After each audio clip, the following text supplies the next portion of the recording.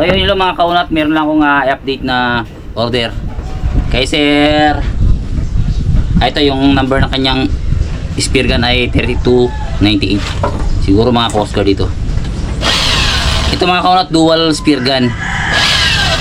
Ginawa siyang single rubber, pero ang order talaga ito ay quick release, quick reload. Yan.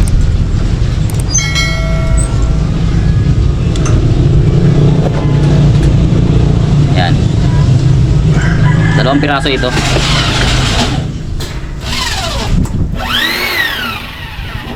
Ito kay Sir Kopak. Bakit Kopak yung pangalan? Siguro mga bansag-bansag lang nila siguro ito.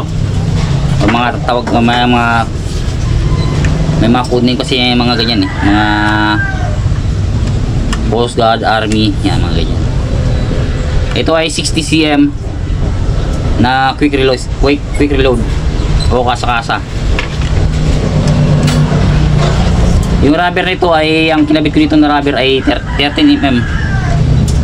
Pwede siyang kabitan dito ng 10 mm sa butas na to, sabay kakabit din dito. Pwede naman na tanggalin mo ito para talsik bala na siya. Lagyan mo ng single rubber dito, tapos ito gawin lang ng ano, may reserve ang isang bala na naka sharp pin, single rubber na sharp pin. Yan. Kapag nasawa ka na sa quick release sa ganitong style, gusto mo naman talsik bala, pwede siyang gawin mga kaunat. Ayan. Siya nga pala, update natin yung ating mga bagong design ng ating mga pana mga kaunat. Ayan, magiging ganito ng design ng ating pana sa susunod na taon. Bale, inumpisa na namin yan ngayon. Meron na kaming na layout na mga bagong design. Ganitong design mga kaunat. Slim type na siya. Ayan. Naka-laminated kulay niya. Yan, i-deliver to ngayong hapon. Sabi ko ngayong hapon i-deliver to. Gawan ko muna ng video. Ayan, pakita ko lang muna sa mga kaunat natin yan. Ayan, baka sabihin nila bakit iba na yung design ng yung panang kaunat, baka hindi na sa'yo yan. Ayan, ito mga kaunat yung ating bagong design ng slim type na spear gun. Yung pagkasan nito mga kaunat, pag-unat ng rubber nito, hindi siya paganyan.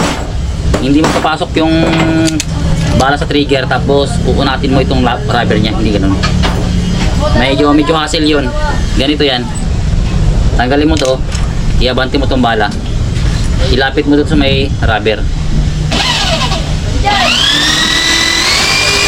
Yan. Pag ganyan siya, saka mo siya ikakasa.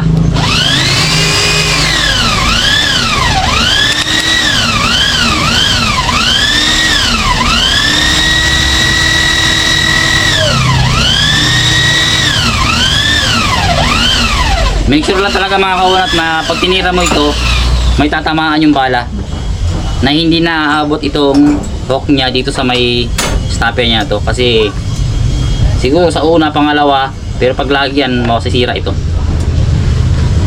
Pag malapitan lang talaga ito.